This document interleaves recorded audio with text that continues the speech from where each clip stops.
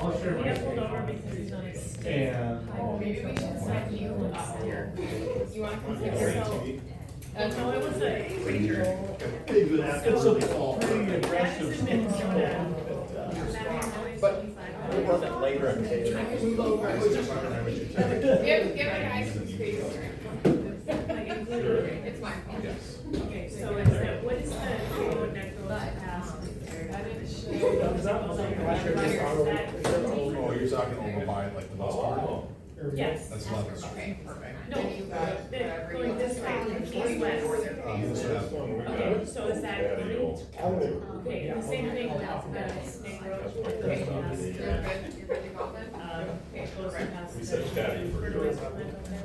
That's county too. You're talking KT Road? Yes. The Okay. only ones you just can't be right up and down.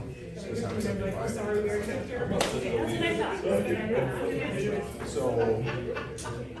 Oh. They used to not be able to.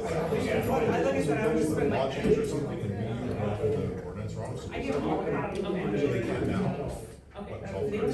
Oh, really?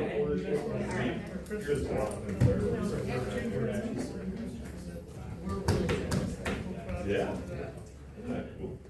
Nobody will comment. No.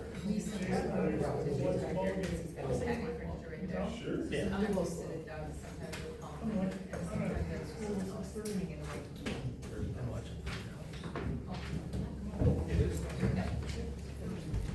Ready? All rise, pledge, Allegiance to the flag of the United States of America and to the republic for which it stands, one nation, under God, indivisible, with liberty and justice for all. Thank you. Move on to agenda approval. Approve the agenda with the one addition, We got a consent agenda B. 3A from the chief and a 3B from Sydney. Okay. And then Travis is here, he'll need 4A under open discussion. That's the only answer correct that I know of that aren't on the sheet. I'll second that. Any more discussion? Went twice, last and final, all in favor say aye. Aye. Opposed, same sign, agenda's approved. We will move on to chief. Thank you, Mayor.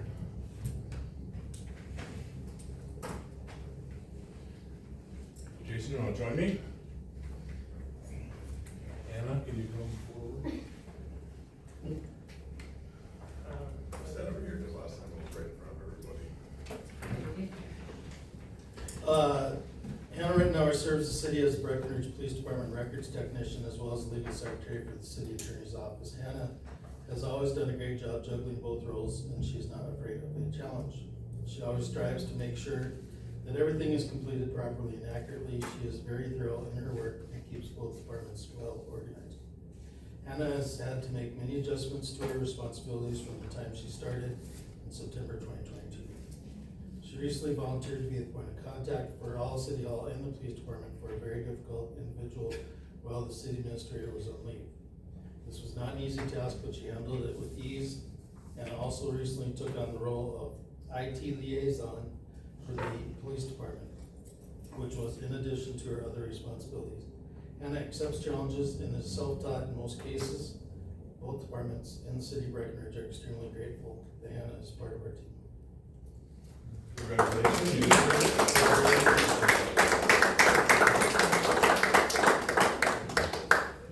Thank you.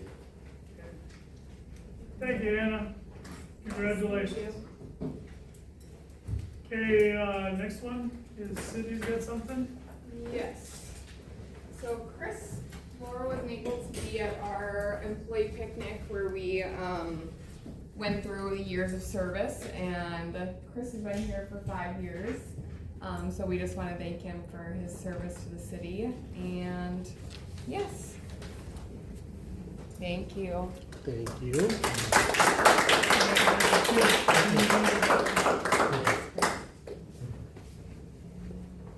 Okay, now we'll move on to open discussion. Travis, you're up.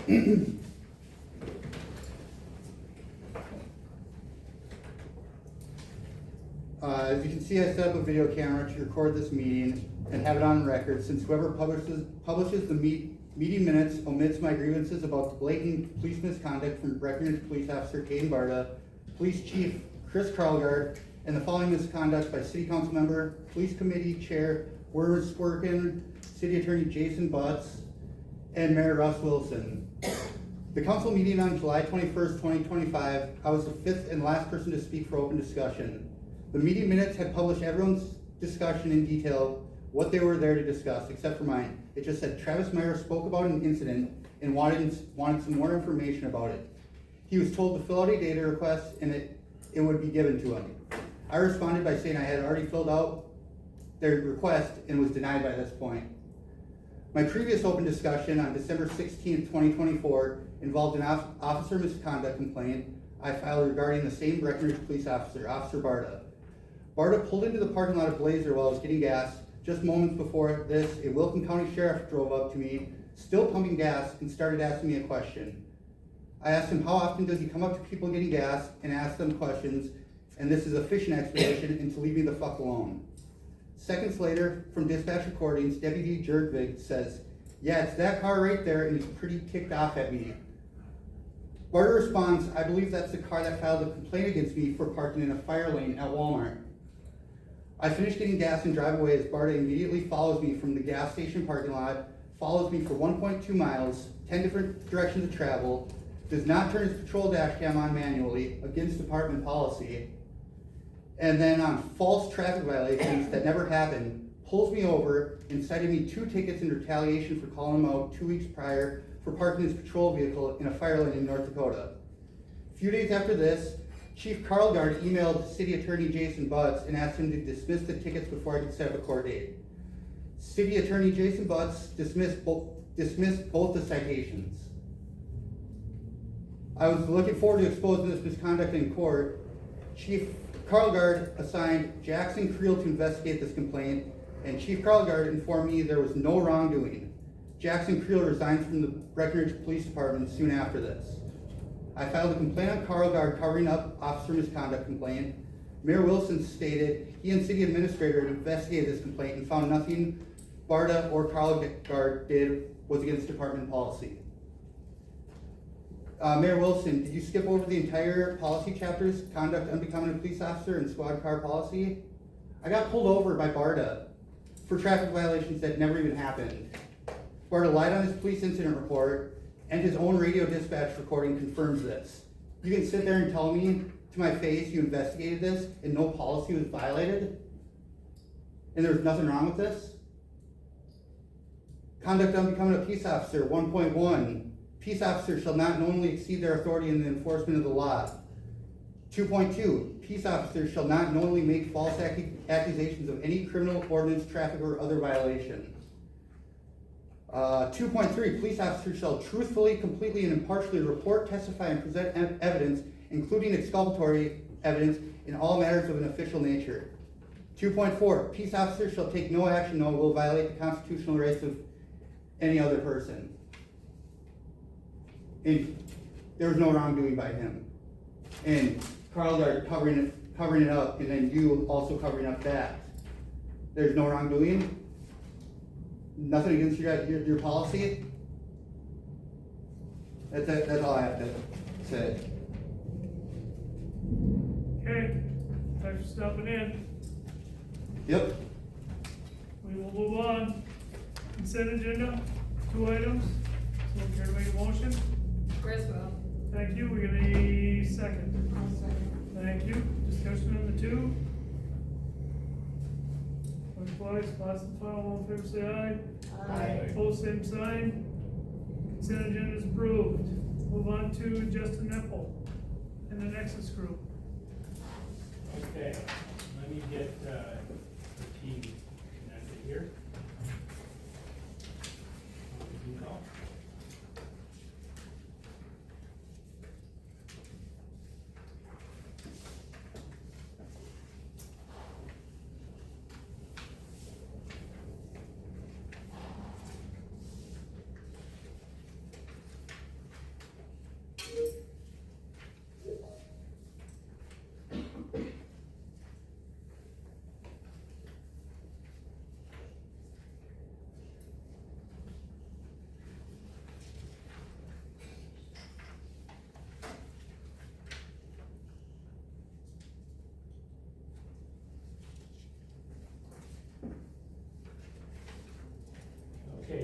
guys hear us?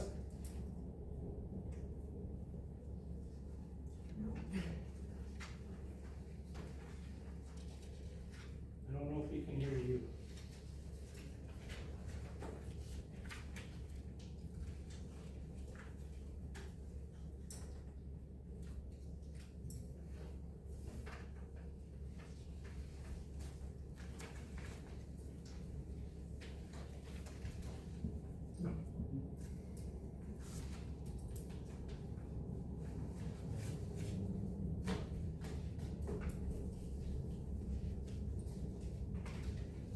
Who's our IT guys here? Me. They should use all reader, right? Should we try it on mine?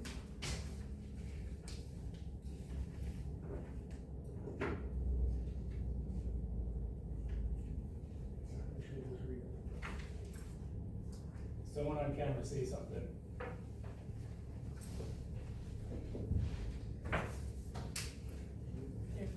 Chris, should we try mine? Yeah, we can try. You Yep. guys can probably. It only takes seconds. Yeah, they're unmuted. Okay. While you're getting set up, Justin, we're gonna skip ahead and we'll come back to you, all right? Yep. Okay, public services, resolution approving the final pay. Someone care to offer the resolution? Thanks, Jim, we got a second? Chris? Thank you, discussion on this one? Neil, a little background maybe? Yeah, we had phase 3 of the New York Avenue project, which is part of that overall south side flood mitigation project. The street from New York Avenue was completed from 10th Street out to 13th Street. And, new storm water, drain lines were put in there. And there was some, punch list stuff, including some drainage from that apartment building that was right at the intersection of New York Avenue and 10th Street. That was just taken care of here a couple months ago. And, so now, we're going ahead and requesting to close out that project, the phase 3 portion of that project. Okay. Keep in mind, there is still another, pump station that has to be installed, along the levee system as part of this flood mitigation project. That's the last portion of this project.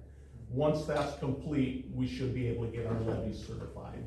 Oh, wonderful. So, and the design process is happening with Interstate Engineering, and they're going through a 408 process with the Corps of Engineers. So this was the last of the dirt work that had to be done, and the storm drain was put in.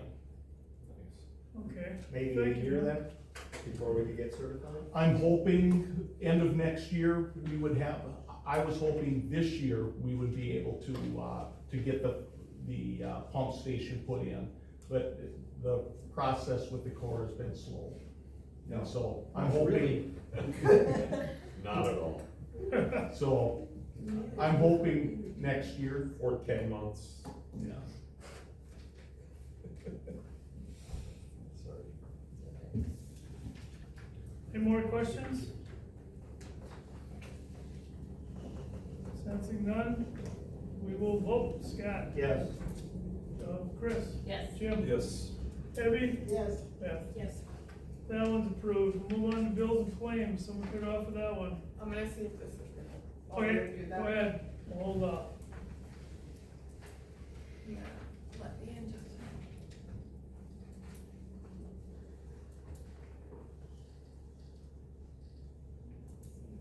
Hello? You guys hear us? Still no sound.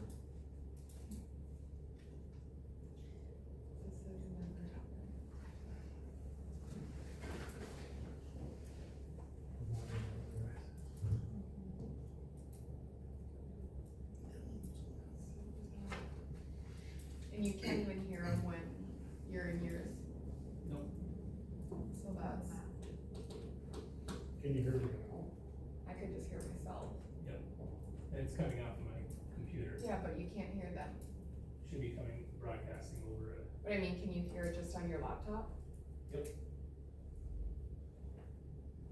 Ask Justin to speak on it. And see if he can.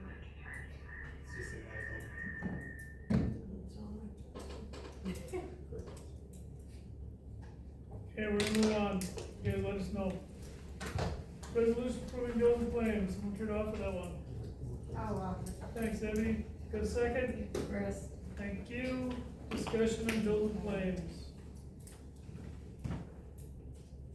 Everything was good when you previewed them? Reviewed them? Thank you. Anybody else, anything? Last and final, go for a vote. Beth? Yes. Debbie? Yes.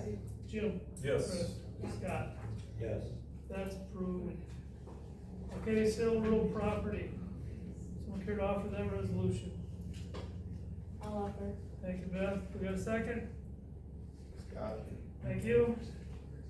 Looks like somebody wants to buy a lot at 110 North Third Street. Discussion, questions, concerns? Do we know who that somebody is? Build Summerville. It's called Breckenridge. Breckenridge Properties LLC. I believe in Breckenridge Properties LLC. Where's 310? I'm looking. 110 North Third. Just south of the water plant. Thank you, looking to put in, medical. South of the water plant? No, that's not. That's his address. The property's not there. Oh, okay, cause I was confused. Yeah, Oh, I that's was what I like, was going by too. No, that's his office. Yes, this property is, we sold it earlier and got it back because those people didn't want it anymore. And, Dylan wants it. So is it the house that's there, right next to it? South of the, right south of the new water. They the can- land. So then, oh, the new water New plant. water plant, not the old. Gotcha, gotcha. I'm thinking old water I'm plant. like, south of the water plant, that's in the river. Yeah, I screwed you up with the address. Okay, That's his business It's address. on Highway 75. okay. So normally this, anytime the city sells real property, it has to go through the planning commission, but if you guys, find that this is not in dispute with our comprehensive plan, then we can skip that part. Beyond next, our comprehensive plan says out there is properties that should be used for this. In that area, I don't see an issue because that's a commercial area. so- Right, the only issue is gonna be with, streets, and we've been working with them, keep that on that. Any more questions? None? Let's vote again. Scott? Yes. Chris? Yep. Jim? Yes. Debbie? Yes. Beth? Yes. That one's approved. How you guys doing? How long? Nothing yet? Okay, we'll move on to committee reports. Finance, next week. Public Works, next week. Personnel, Yep. next week. Yep, Police, 2 weeks. yep. Any other committees met? We need to bring a report? None? Let's move on to staff reports. We'll go right into city attorney. We'll skip Sydney for now. Just working a lot with, THC stuff, working with the state, I'm trying to figure that out. Mostly the process. So the one in town, there's two places in town that are registered right now to sell THC from hemp. We don't license that, we only license the THC from, marijuana, I guess. Yeah, and that will be coming soon, so, anyway, that, Hannah got employee of the month. Lot of. Hello. Any questions for Jason? None? You guys working? Yep. Okay, we'll jump back into the Nexus Group presentation. Okay. And Justin, you just wanna tell me the slides? Yeah, we'll tell you where it goes. Absolutely.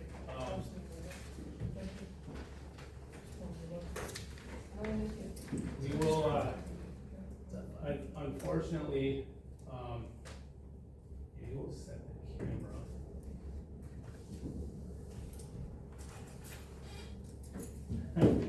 That's the group, I know it's probably pretty small. I wanna thank everybody for taking some time here this evening Can you guys all hear on the computer here? Okay. Yes.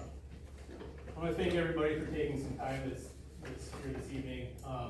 Corey Krejcia, he came in real quick, but he had to duck out. His son was playing football tonight at 5, and he was going to catch his game. So, I think Corey kind of hit the nail on the head for those that were in this room. This isn't exactly what we're looking for, like SPEDA 2.0. So, as I had heard, SPEDA was dissolving. I think there's always a need for that type of activity to be done on behalf of the county and the city. So I called a couple of friends that were in the industry and asked them if they were interested in putting together some sort of a partnership to provide some services on behalf of the city and county. So here we are with the Nexus group here. Honestly, this isn't the type of work that I was looking for getting out of it before, but this is something that we do know, and I have some really talented friends. Hopefully you got to read the presentation here to see their background. And this is kind of a situation where we can learn a little bit more about these folks and what they bring to the table from that aspect. So moving on to the second slide, Sydney, Rebecca and Winona, you guys want to take the lead here? Yes, so, sorry, here, let me get the slide for myself. So it's nice, I can't see any faces, so it's kind of jarring for me, but it is nice to be here, it's good to meet you all. In just a minute, we'll dive into a little bit about what each of us respectively bring to the table. But I think that the question of who we are and why we're here is probably helpful. So as Justin just said, we all are coming to this with a specific lane of expertise or knowledge in the industry. In a moment you'll hear more about this, but I literally am just down the road from you all, and so I'm really quite familiar with some of the politics and some of the activities required for local economic development. And that being said, I too did local economic development. I'm just down the road in Oaks. And what I do know is it's almost impossible to successfully accomplish all of these things that are on the slide. And I think what often happens is we can get a little myopic about the way that we view a particular subject. And so I think what's special about coming together like this, one is that you actually get specialized knowledge and expertise in each of these specific areas. You'll hear a bit more about that in a moment.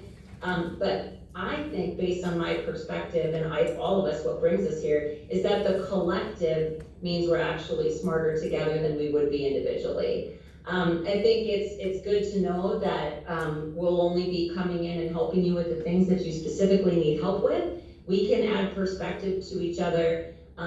We've got this really cool blend, I think, of a local focus, but with a national reach and a national perspective, which just means we won't get as mired down in the way we've always done things. That's really common, and especially in smaller communities.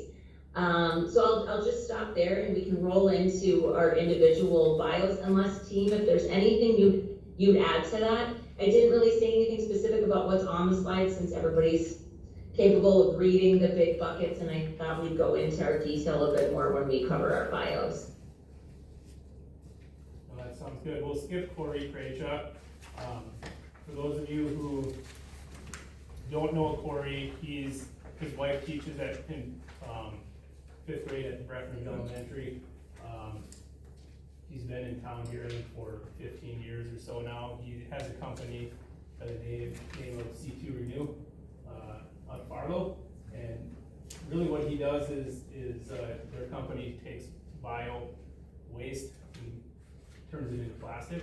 Super interesting company, and he does a lot with helping, whether it's through the Department of Energy, which I don't see that on here, or this NSF I-Corps, the instructor side of things. Really what that's doing is there's people that are developing new technologies on university all the way through the upper Midwest that need help on commercializing that, and that's one of the things he does. He works with 15 startups and working on commercializing the technologies that are coming off universities.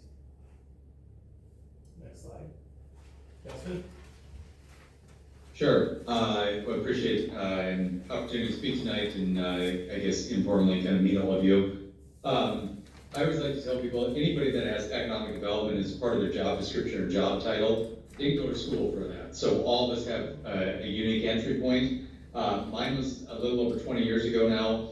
Determined early in my career that I didn't like working in corporate America after having worked for a couple of good companies. Admittedly, it just wasn't the cloth from which I was cut.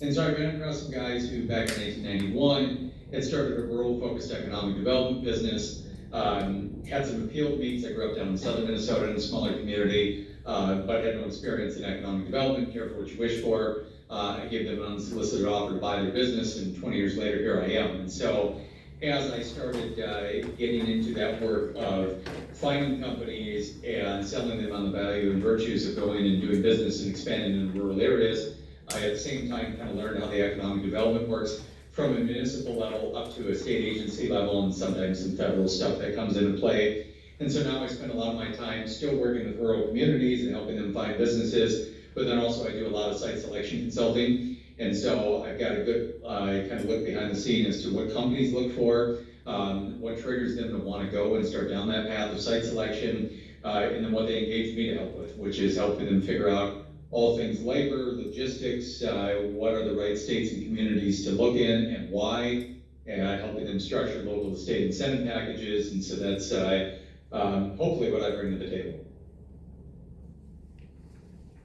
Thank you. Rebecca?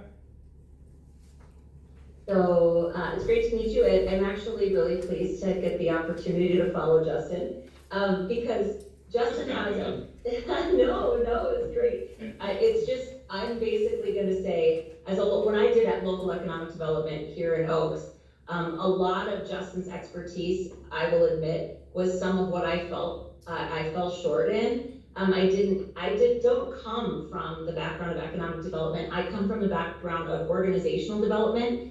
And so I'm really interested in community culture. I'm really interested in having conversations about what does it actually feel like to live in Breckenridge? And if it doesn't feel as awesome as you want it to, what do we need to do to do some things to shift the culture in the way that you want it to go? That's why I think it's kind of exciting. Again, I'll go back to this idea of a collective. I can't do what Justin does. I can't. I also can't do what Winona does, or even Justin Knuckle. I can't do what everybody in the room can do. But I think I care about the humans deeply. My nonprofit called Growing Small Towns, I founded it just in 2019. We have a large kind of event and training facility here headquartered in Oaks. And so I'm interested in engaging in those conversations. Oftentimes there's a generational gap that's at play, and that can lead to a lot of conflict and just a slow adoption of change, sometimes difficulty in accepting and tolerating risk. To me, all of those conversations need to take place concurrently alongside really technical skills like what Justin just shared and brings to the table. So I'm excited to be a part of the community engagement part of all of these strategies and making sure that everything we do would be aligned around what you really want for your community and who you really want to be, not just next year, but in the next 20. Thank you. Winona? Yeah, it's great to meet you all. Thank you for giving us some time tonight. My name is Winona, and I'm based in Nashville, Tennessee. I am the marketing, storytelling, and communications member of our collective here. My background is in creating content in economic development, and I think, Justin, I'm glad you teed it up as we all kind of have a unique entry point into the industry as well, and mine was working as the editor-in-chief of livability.com. So in that role, I got to really understand what makes a place a great place to live, sort of the metrics, the research, the data behind that. How do people make relocation decisions? How do people make business relocation decisions? What goes into that decision-making process, and how can you influence it with really smart communication and messaging and getting the word out about why you're a great place to live and work and do business. So that became a springboard to my own company that I launched in 2020. It was called Roll Call. And I was the chief creative officer and the co-founder of Roll Call, and we worked across the country with cities and states and economic development organizations and chambers of commerce. And really our goal was both capturing why a place is special and why it's a great place to move your business, move your family, and then getting that message out on the national stage and making sure that you're attaching a real path for people to actually come into the community if they are going to say yes to that value proposition. In that role, I got to work on North Dakota's Find the Good Life campaign and really help hone their strategy for sharing why people should move to North Dakota and creating a pipeline of new residents for them. And that's how I got to meet this crew. And Rebecca and I worked on some strategies around engaging small towns and rural communities in this work. And how do you really capture the special sauce of a place that maybe doesn't have name recognition beyond sort of the local region, and get the word out. And so yeah, I love the creative side of this work, and happy to be here. Thank you. As you can see here, just real brief on myself here.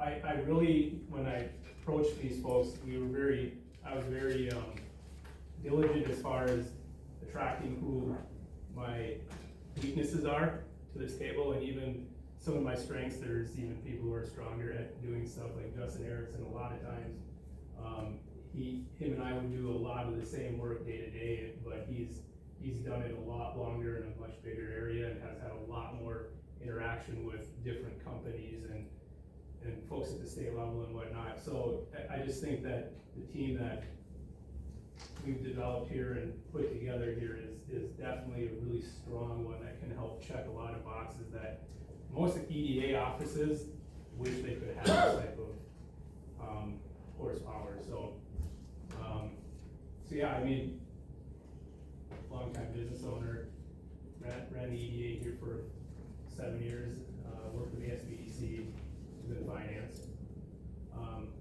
Next slide, phase 1. Yeah, so in this section, we're going to talk a little bit of just about our approach to the work and what that actually looks like, and how we tackle this in a different way than has been tackled in the past. So to kick it off, Rebecca and I would start with a real deep dive into the community. We would do focus groups and business visits and really engage with the community, the residents. This is a really important piece of the work that I think often gets sort of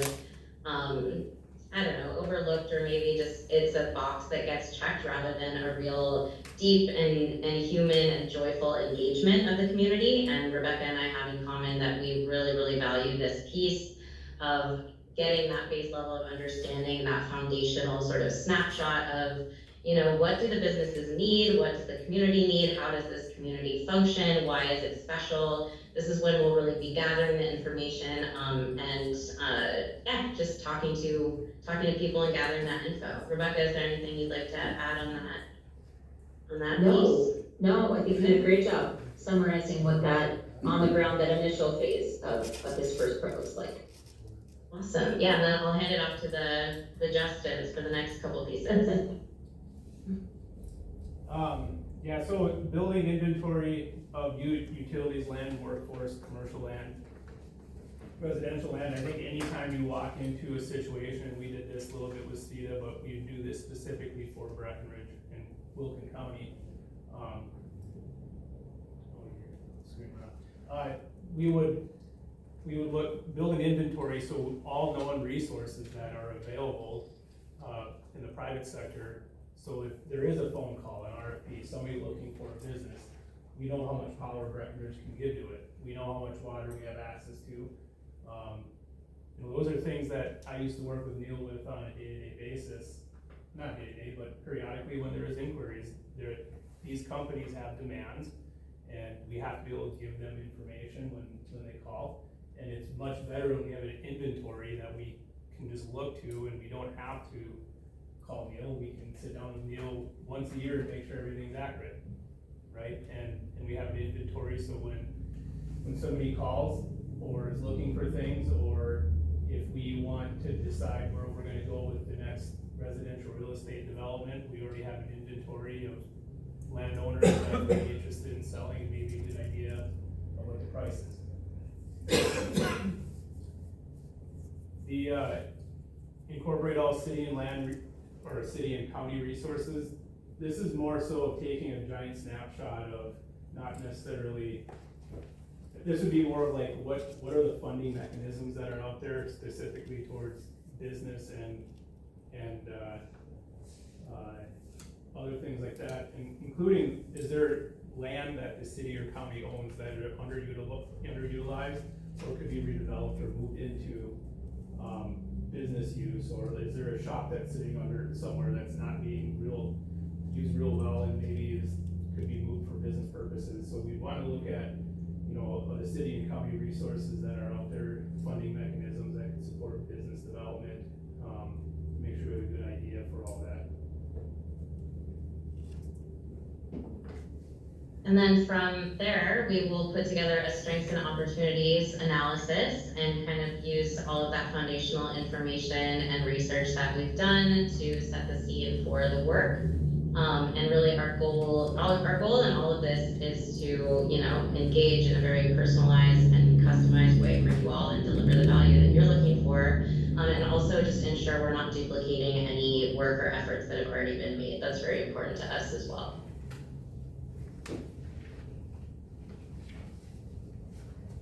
Okay, next slide.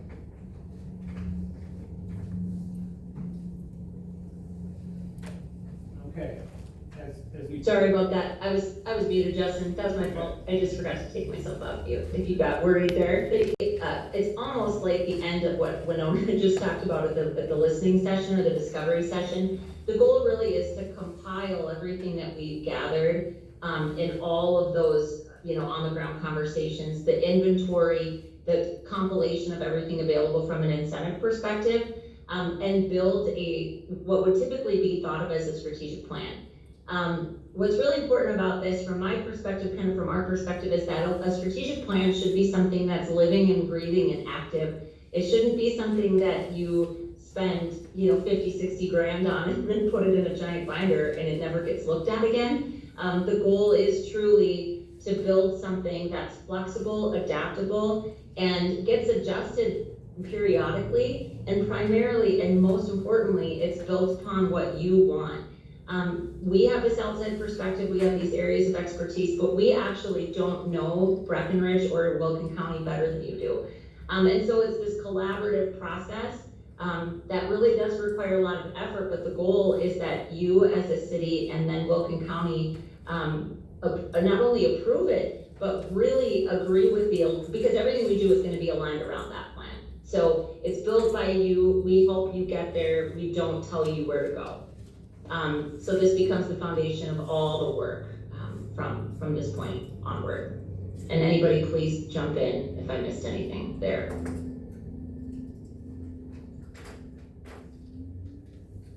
No, I would agree. I think everybody sitting in this room, I think, agrees that we should be trying to grow the community and make it more prosperous. But I think we all have different ideas on what that looks like. And I think if we have a plan that we're all read and understand, we can always point back to it on what's driving our decisions and activities. That's phase 3. I think this is me. So just to talk a little bit more about having a plan in place. I can speak, if not from expertise, certainly from experience for 20 plus years of how many rural communities I've seen that don't have any sort of a plan. They're completely rudderless. And, you know, we hear a lot of things where communities will say, we want jobs, we want investment. That's sort of like somebody coming out and saying they want to make more money. I mean, that's stating the obvious, but they don't have a plan behind what types of jobs, what type of investment, what kind of the sequence of priority items really are to be pursued. And so I think having that plan in place first is of critical importance. If you don't have that, then we're just chasing our tail. And I see that with a lot of rural areas. They're chasing whatever shiny object is put in front of them, and rarely does that end well. Second, what I see a lot with a lot of rural areas, especially those that have gone through some change, as Justin talked about on the front end, you guys have had some change with the speed organization, et cetera, is a lot of communities saying, well, you know what, maybe we can just kind of have this be kind of a volunteer position or a role by committee, if you will, and hire us, don't hire us. We'll get into those discussions in coming days or weeks, but I have never seen that work very well because somebody ultimately has to be the point person. And if it's a company that is coming in on their own, whether that company is looking at expanding their, say, manufacturing business, or it's a company that owns a real estate development firm and they're looking at housing, either way, they're going to expect a point of contact there because they're going to have had that point of contact in presumably other communities and locations that they are or are looking at today. And if there isn't a person there dedicated to serve that role, most people are just going to move on from that community. That's the reality. I can tell you it gets much more cutthroat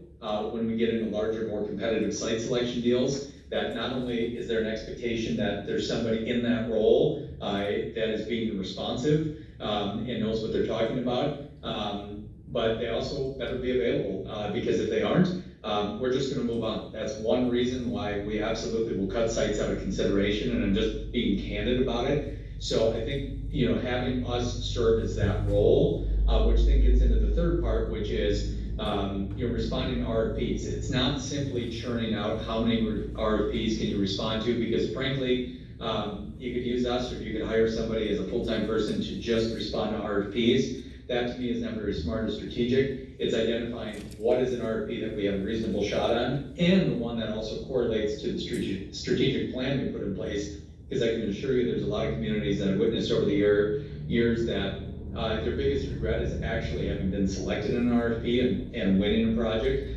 because now they find out it's not a project that we really want, or it upsets incumbent industries. So we got to be smart about what we do respond to RFPs with, and also know how to talk the language of other site selection firms and be able to hold our own. And I think with this group we can absolutely do that, as well as go out then on kind of a proactive basis and represent the region. We have a plan. We have an outward-facing group that can go in and execute and do this, and we can start to cultivate and create opportunities to hopefully bring things in that aren't just through the RFP process. And again, that isn't just businesses. You know, a decade to a dozen years ago, it was largely just filling up the industrial park in the edge of town. I think the job of economic development has got a lot more sophisticated and a lot more challenging. That it's the trickle-down effect of what used to largely be taken care of when there was a large industrial base that was doing well and associated tax roll, that the housing, the child care, the retail, the hospitality, those types of things kind of took care of themselves. That's no longer the case. So we have to determine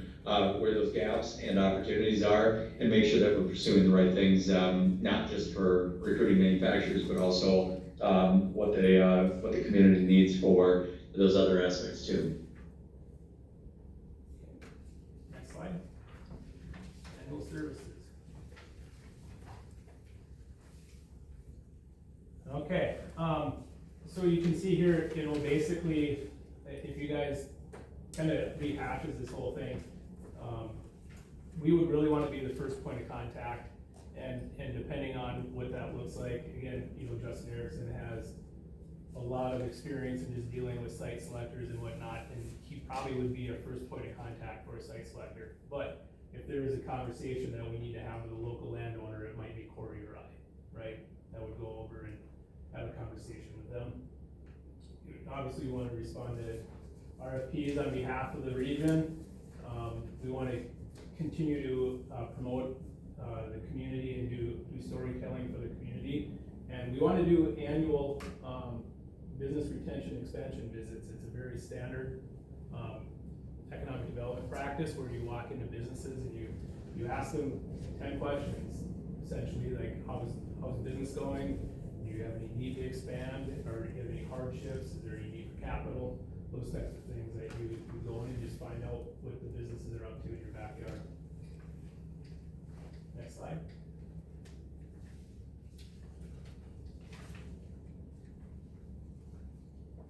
And then all of us are pretty busy with opportunities that, for me, I'm going to a lot of work, or housing summits, I should say.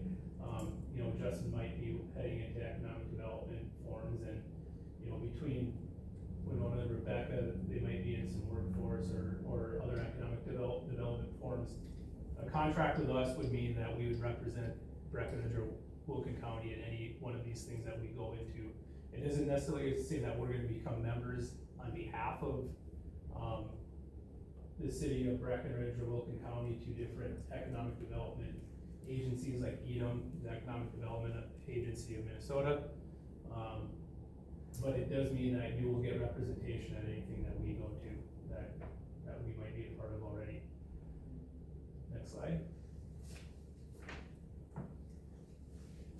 Yeah, and just to kind of sum up our time together today, when I think of what makes Nexus and this collective of people special and unique, I think about just the economic development work I've done across the country and having this bird's eye view of how this work is being done in tiny towns and big cities and economic development organizations and municipalities. I've never seen a group come together like this that really offers all of these unique aspects to the work and is coming at it this way. And one of those things is the fact that we are bringing local roots to this, and we have members of the team who are bringing deep local knowledge and a deep sense of local care and advocacy to this work. But we're also bringing national reach in that we are spread out and we have worked nationally in this. And so we are not going to, as Rebecca touched on earlier, get too myopic in our strategies or our approach. We're all bringing very diverse, I think, forms of expertise and kind of have our different categories of the work that are all equally important, but we can fully own them and come to the table with just totally different areas that we focus on, and that we can kind of be your roster that you can tap on the shoulder depending on what kind of services and support that you need. We pride ourselves on being action-oriented in every single thing that we do. Like Rebecca mentioned, this isn't about just putting something in a big binder and saying, congratulations, you're welcome, and walking away. We want every single recommendation or strategy to be absolutely doable for you all, valuable for you all, and unique to you all and what you actually need from us. We're really committed to growth here and just want to be in your corner. So if anyone else on the team has anything to add to that, please do, but we're just happy to have your time today. I think the only thing we'll add, it did not make this presentation, but when we had a preliminary conversation with Sydney, she brought up grants. We're fully aware of that, and we want to implement that, and we've been brainstorming the best way to deliver those types of services to the city and the county on grant writing on behalf of them. So we didn't address it here because that's more of a specific granular detail, but that is one thing we heard, and I just want to note that out loud that we're interested in trying to problem solve that. Having a solid strategy in place makes the ability to apply for grants a much simpler process. Knowing the kinds of projects that you want to even run for makes the sourcing of grants and the timing of grants and the alignment of all of that much simpler too. So we may not be grant writers at this point. We've maybe all had our hands in it, just submitted one today, in fact. But it's something that good strategy can help you achieve more quickly, I think. Any questions? So do you go to towns and look at stuff and then so you come look at what our little town has to offer before you do a fee-based, or do you get hired and then you look? We would get hired and then we'd look. Okay. Yep. And just set up with focus groups. We, like I said, do an inventory, talk to the stakeholders, that type of stuff. And based on things that we're hearing, help formulate a plan with the city and the county. What's your timeline? You have the 3 phases. What kind of timeline are you looking at for each phase to get to, phase 3? Well, I would assume as soon as the contract would be signed, it would be, you're probably looking for focus group meetings and compiling the information to be 3 to 5 months at a minimum before we can start getting to And that would probably be a completion of a plan at 6 months probably, but it takes time to get the meeting set up and to get the information and data compiled and whatnot, so I would say by 6 months, we could definitely have a plan in place. So you'd be end of phase 2 by 6 months? Correct.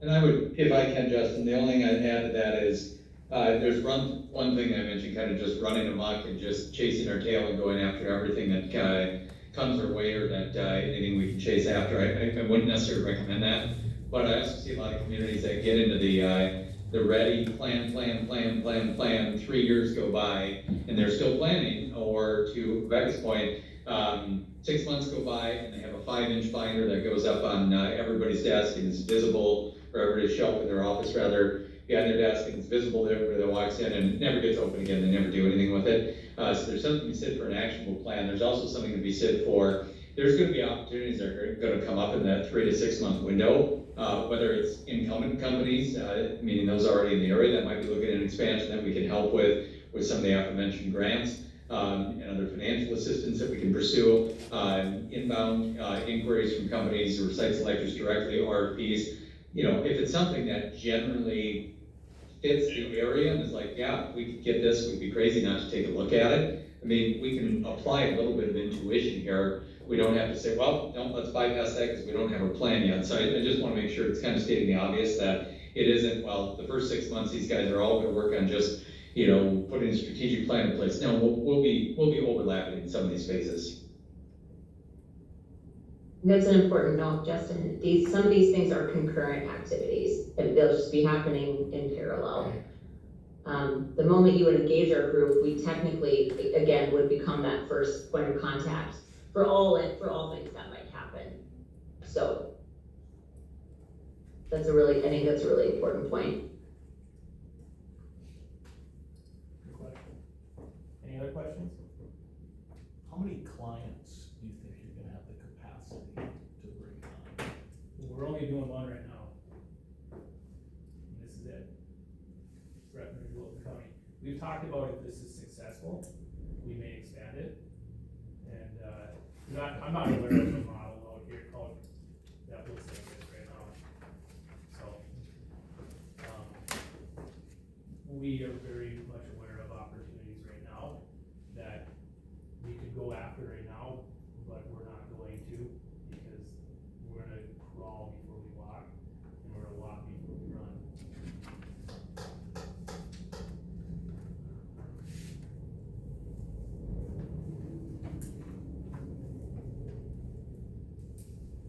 Any other questions?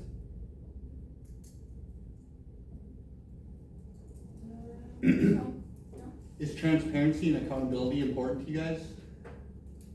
Of course. Okay. Might be the wrong pick, but for you guys, so. That's all I have.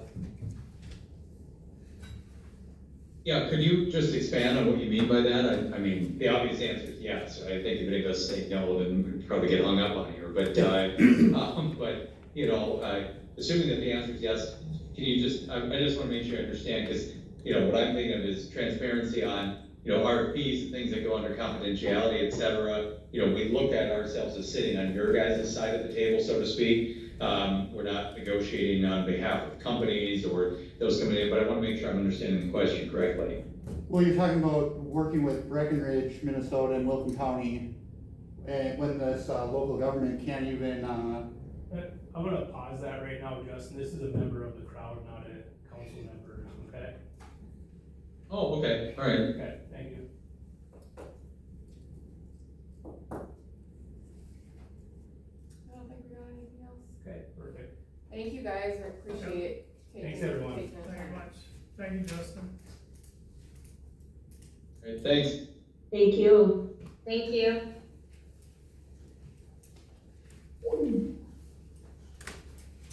Gives us a lot to think about.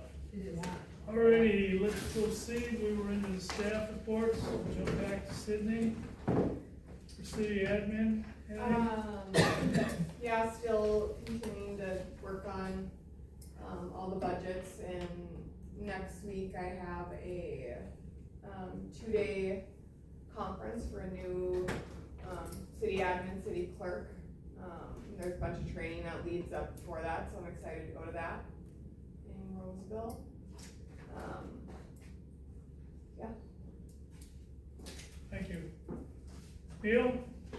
Yeah, I have a few things that I just wanted to mention. Go ahead.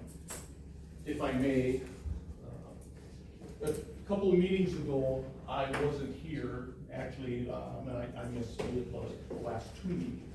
And so Mayor Barth was here and he had some concerns about the diversion. And so I just wanted to talk a little bit about that and some of the work that has been done on our flood mitigation system. And so, Go ahead. just so you guys know, twice every year, we do full PMs on all of the gate valves and pump valves on the entire flood mitigation project. And that has included, all of the pumps get run. Since I've been here, we've ended up replacing 2 of those motors. They're 150 horsepower motors. We've replaced bearings on several other, they're like hanger bearings on the pump shafts.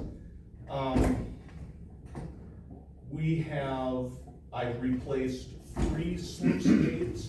Those are the large gates that are down on the pumps themselves. We've dredged out the mouth of the diversion. 3 years ago, I hauled in 200 ton of rock at the weir and have had the county disperse those out. Last fall, we brought in a pile driver, took all the sheet pilings, drove them back down in the ground to the as-built prints. And then we've done tree removal and spraying and stuff annually. And so we don't ever talk about that. I don't ever talk about it. And so most people wouldn't know the work that gets done. Our former mayor wouldn't know that either. And that's maybe on me, but I never do a real good job of running around blowing my own horn. It's just stuff that we do. It's just maintenance work and we don't really think much of it. It's just stuff that it deteriorates and we bring it back up to where it needs to be. So I just wanted to make sure you guys were aware of that. And so I have talked to Mayor Barth about that as well. I gave him a call. And so the other thing I did want to mention is our water tower. Tomorrow is, we're starting to drain it tonight. Tomorrow it'll be down. We've got an internal inspection that's due on it, and we'll have it back up and running by tomorrow evening. We'll have it filled up.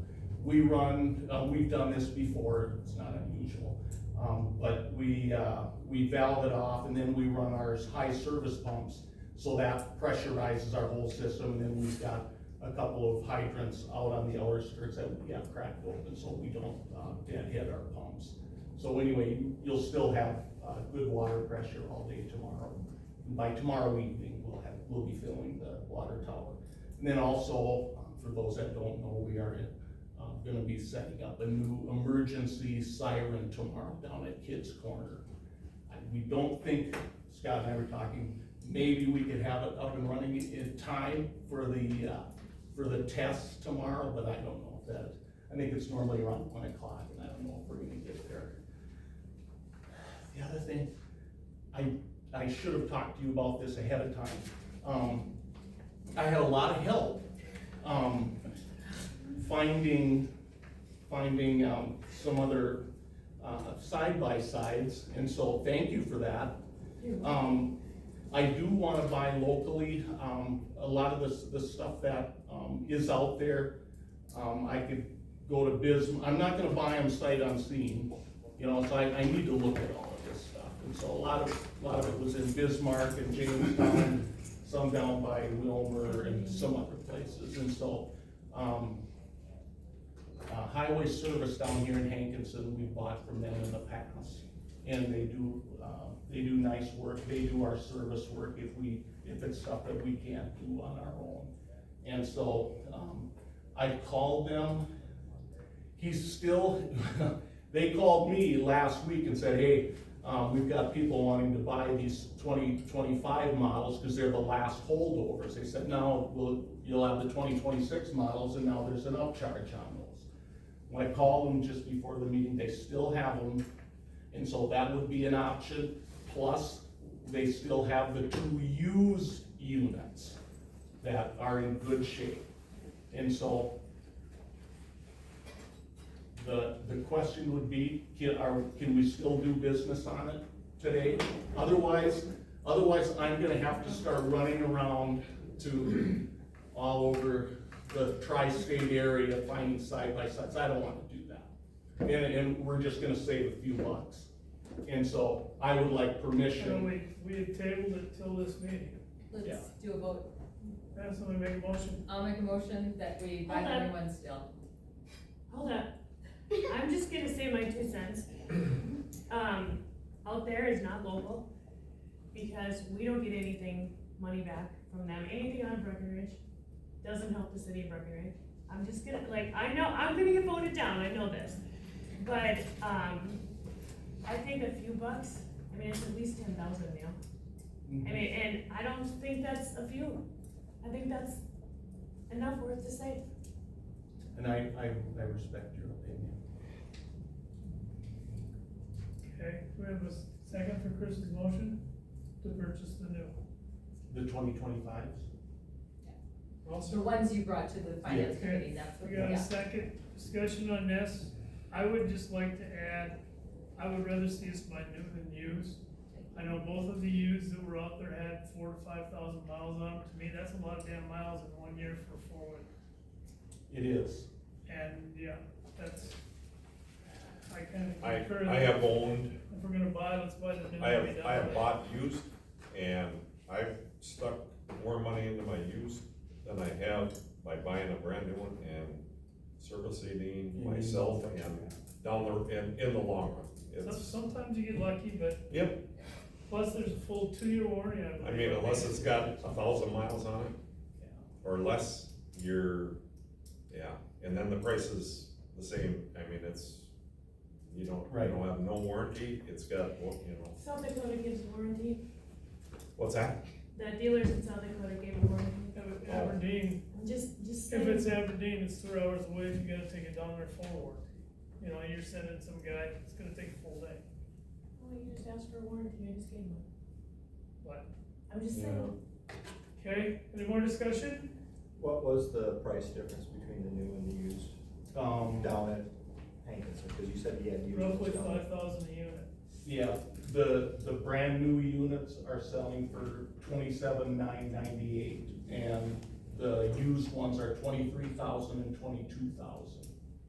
So you're looking at $5,000 and $6,000. How many miles are on the used? These 4,000 and 5,100. Yeah. And so that's driving the ditch from here to Los Angeles and back twice. Well, I've had my ATV for, I don't know how many years, more than 10, and I haven't put 1,000 miles on it yet, but all I'm doing is all in snow, where you guys are gonna be using it all summer. Yeah. Anyway, any more discussion on this one?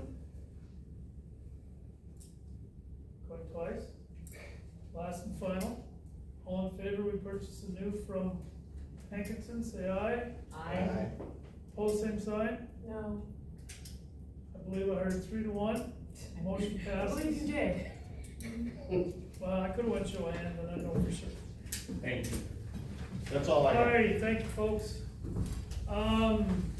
Neil, is that all you had? Yes. Thank you. Chris, move on to building and commercial stuff. Still doing a few yards. There's a few permits still floating around, doing inspections on. And now that I'm back this week, I'll be keeping my eye on the school next door, making sure they're following all the protocols. If you guys drive by and see they have a misting machine to keep the dust down, they're supposed to have that on every time that equipment's running out there, so. Okay, thank you. Any questions for Chris? Kinda sad to see the school coming down. Do they know when they Progress. are gonna be done with that? A month? Yeah, it's gonna be a little longer. They didn't get very, I mean, each day is a couple feet worth, cause if you kinda keep an eye on that guy, he's separating everything as he pulls it down. He's pulling metal out, he's pulling copper out, he's pulling concrete to one Yeah, I side. seen there some. Where does all that get hauled to? The concrete, I believe, is going to, I don't know where they're taking it all, Isn't it going to Fargo? possibly. I'm assuming all the metal will either go to MDI or they'll haul it someplace that does all the recycle. You wanna entertain your kids, you bring them, you watch. That's what Taylor and I did Friday. Yeah, there's people park in the parking Yeah, lots. Neil and I went out a couple Eat times. lunch and watch the demo. Yeah, I just took a video of it before the meeting. I was like, oh my Okay. god. Anything else, Chris? Nope. Okay, thank you much. Chief? I don't Update? have anything, Mayor. Nothing? Okay, thank you much. Move on to mayor's comments. I got 3, I'll be quick. I got a text today from Nick and Kelsey. They would like to extend an invitation to everyone to attend their grand opening tomorrow. Wednesday. Says it starts at 4, the ribbon cutting will be at 5, and the doors will open at 5. But they would love to see everybody there.